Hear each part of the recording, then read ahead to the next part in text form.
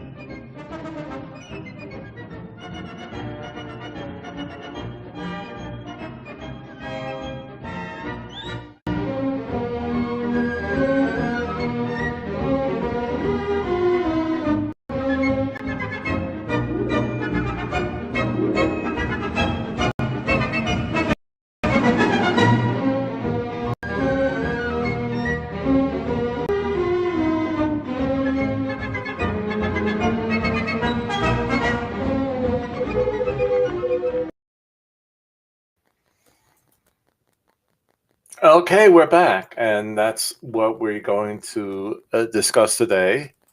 Um, uh, how a buyer can win in the seller's market, which we're having right now.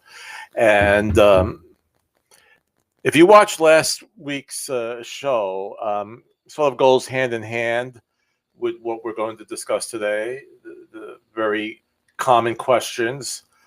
Um, I went to a Facebook group of first-time home buyers, and I saw a lot of the questions that they asked. And actually, these groups are good because you learn so much more, and there's a lot of questions.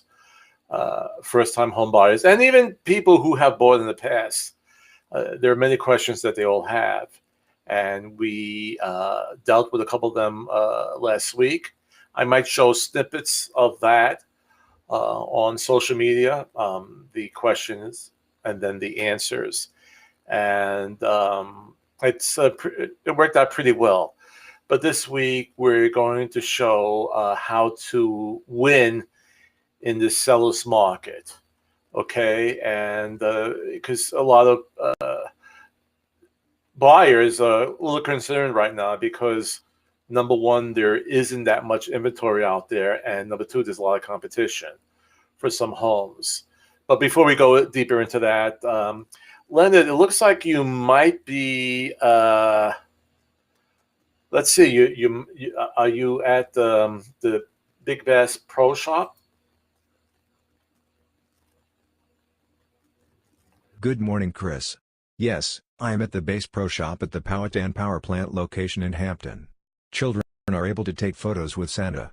Not to worry, Santa is behind a plexiglass screen and wearing a mask. No worries. Back in the former Soviet Union, we were afraid of any man wearing red, if you know what I mean. Well, it looks beautiful there. That's the Big Bass Pro Shop in Hampton at the Powhatan Power Plant, and I was actually there yesterday as well. It's beautiful in there, and it's very festive, and there are different activities for the children. And what I'm going to do right now, there's and I'll blow it up a little bit more. Let's see if I do this way. Nope, not like that. Okay, let's see. There's my daughter with her son uh, taking a picture with Santa, and let me see if I can make him big.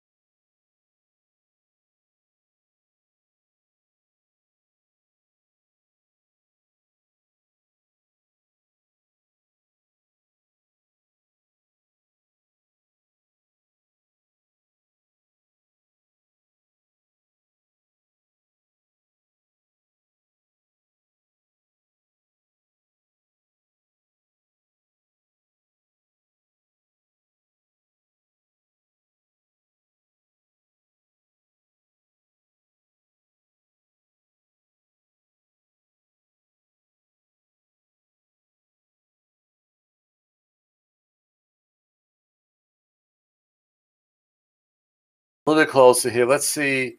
I want to. Okay. Now, we said today that and let me move down from the silly graphic of me. Okay. And we go to what we're going to discuss today, winning as a buyer in the seller's market.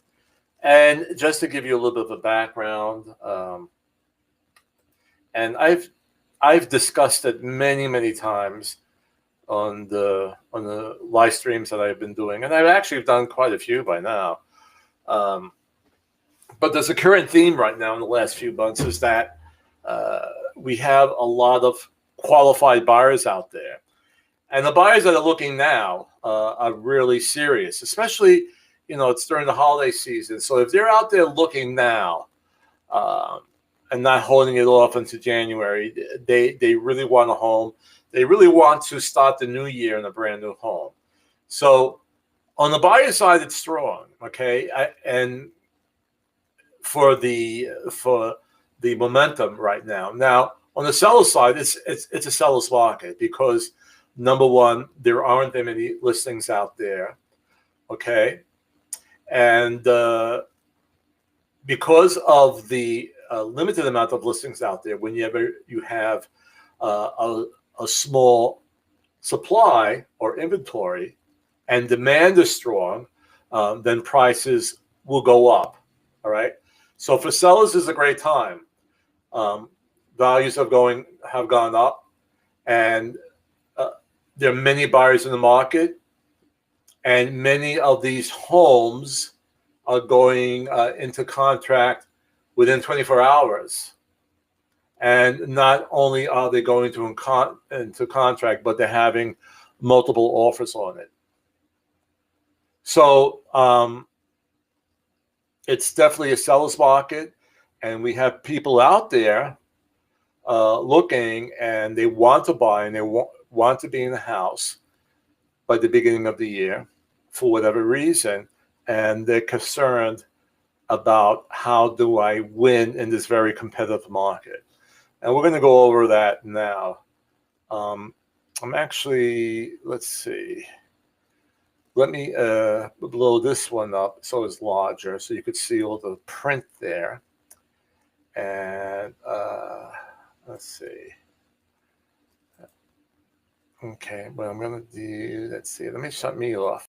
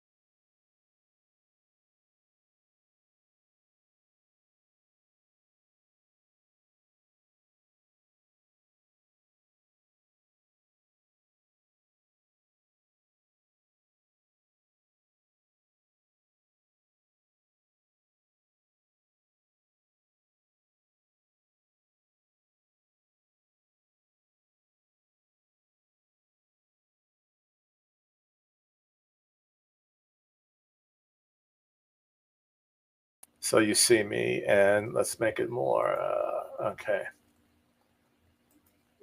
All right. And this is so important. And I've talked about this almost on every live stream broadcast about first, you need to be, here they use the word pre-approved. I'm going to say pre-qualified. And just to explain what's the difference. Pre-qualified is when you call one of my mortgage loan officers and you say, okay, I make $45,000 a year, and I have income coming from so and so, and additional income from here, blah blah blah. All right, and then they run your credit, and based upon that conversation, you've been pre-qualified. Now, pre-approval is when then you sit down with the loan officer and you bring in your W-2s, you bring in bank account statements, and they package it all together, and then they send it to the underwriter.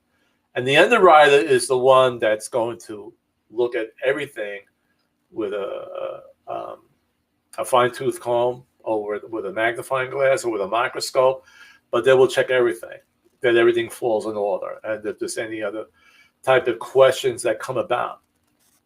One of the questions we took last week that was a common one on these first home buyer groups was that, my loan officer said that I was approved, everything was good, or I was pre-qualified. Now I'm getting a call from an underwriter, or the underwriter is telling my loan officer I have to bring this additional paperwork. And that happens. And it happens a good amount of times. Now, it might be for an outstanding debt that was might have been forgiven, or the debt was reduced to go to a final settlement, and they just have to clear that up. It's basically going and checking everything to the highest degree. The reason why, too, they're doing that, because they're trying to avoid the breakdown of the real estate, and mortgage industry of 2007, where they were writing too many mortgages for too many people who were not qualified. So to avoid that, they're getting more strict, and they just want proof of everything. They want to make sure that you, as the buyer, will not have any difficulties repaying your loan.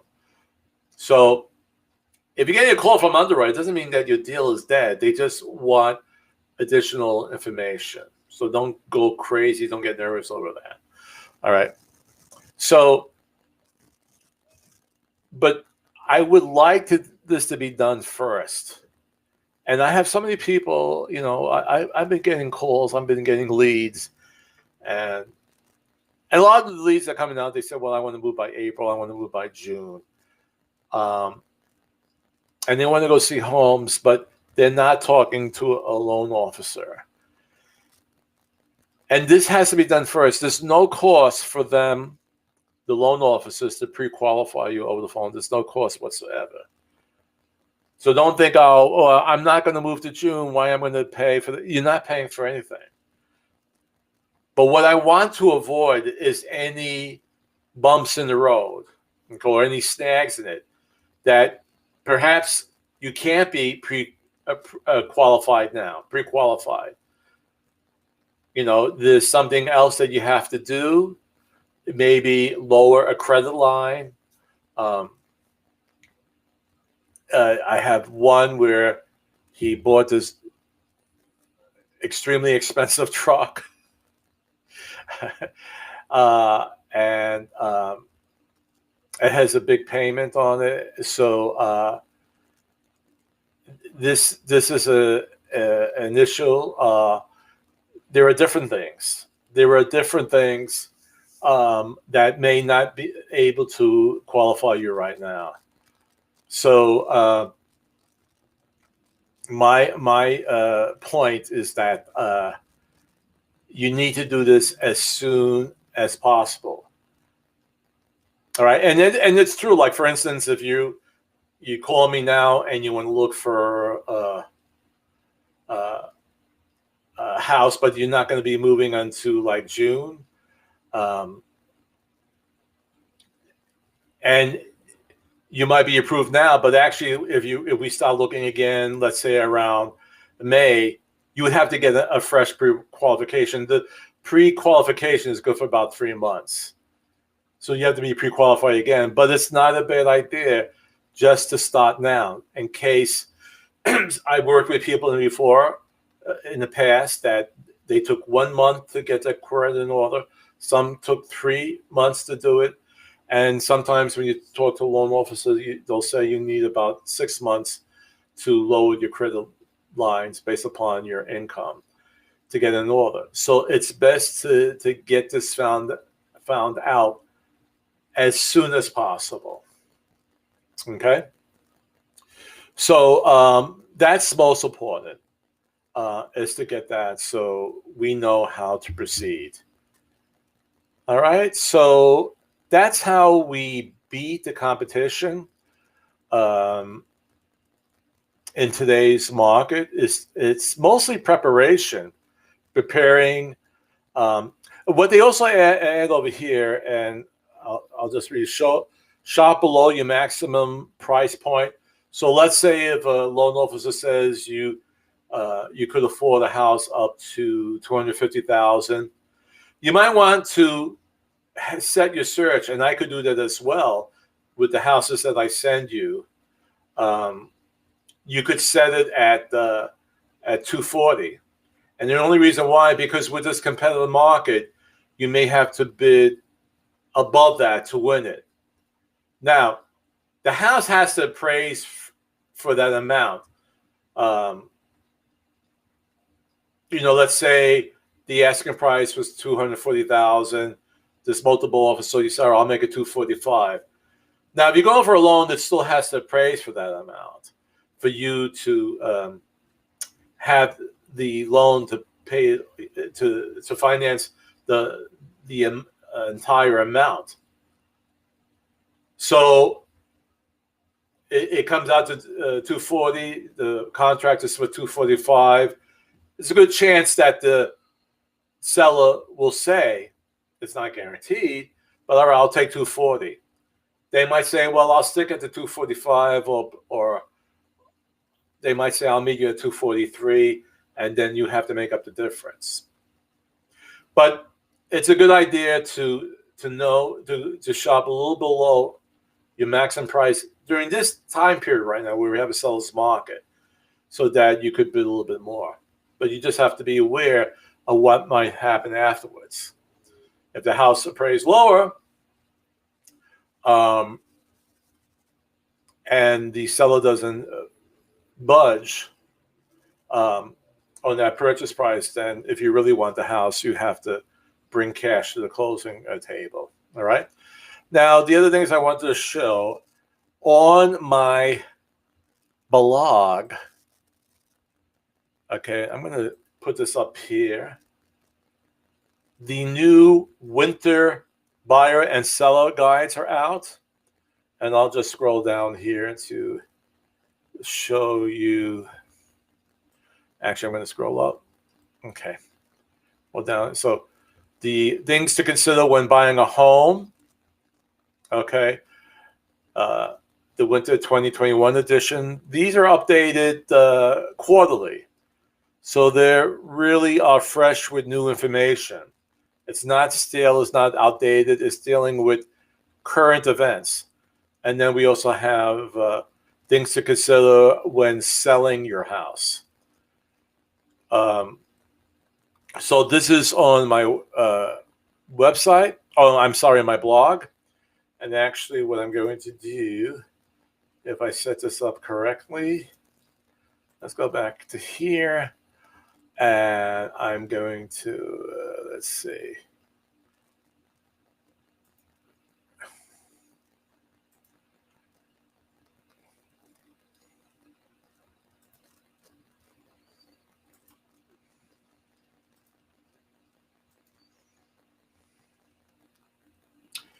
Just hold on, and I'm going to get it up right here.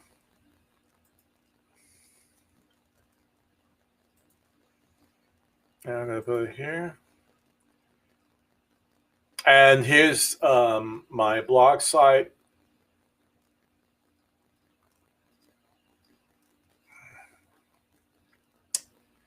Can I go this way and bring this?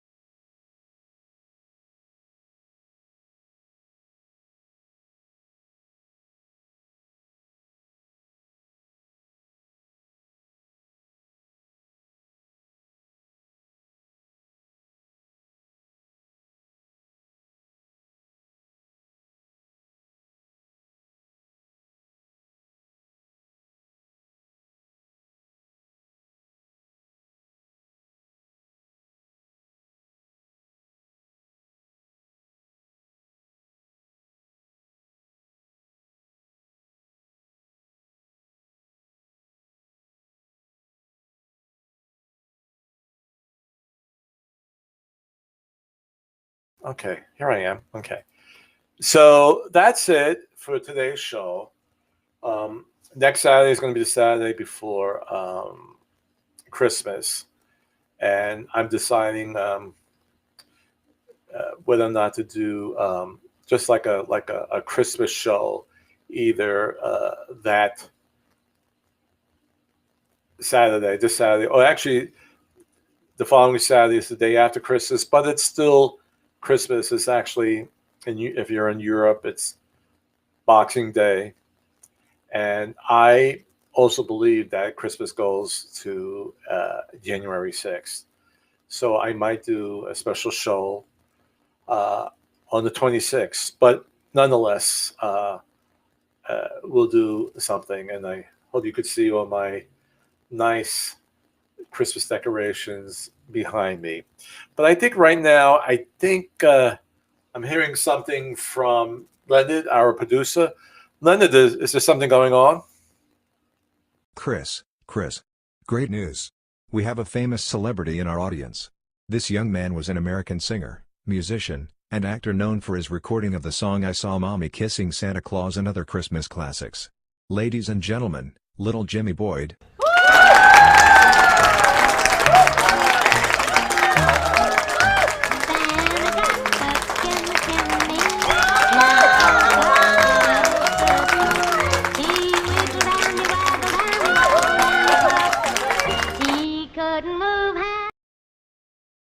Wow, that was nice. I didn't. I remember seeing him on Ed Sullivan, and he hasn't aged a bit, which is fantastic. And again, if you have "I Saw Mommy Kissing Santa Claus," if you hear the old version of it, you will hear young Jimmy Boyd sing it. All right. So again, thanks so much for tuning in. I'm going to repeat the show again tonight at 7. I think there's more people on social media then, so I hope to see you then. And in the meantime, be safe, be careful, wear your mask out there, keep social distance, wash your hands, and we're going to beat this thing. We're almost there, There's light at the end of the tunnel. So be well, and thanks for watching. Okay.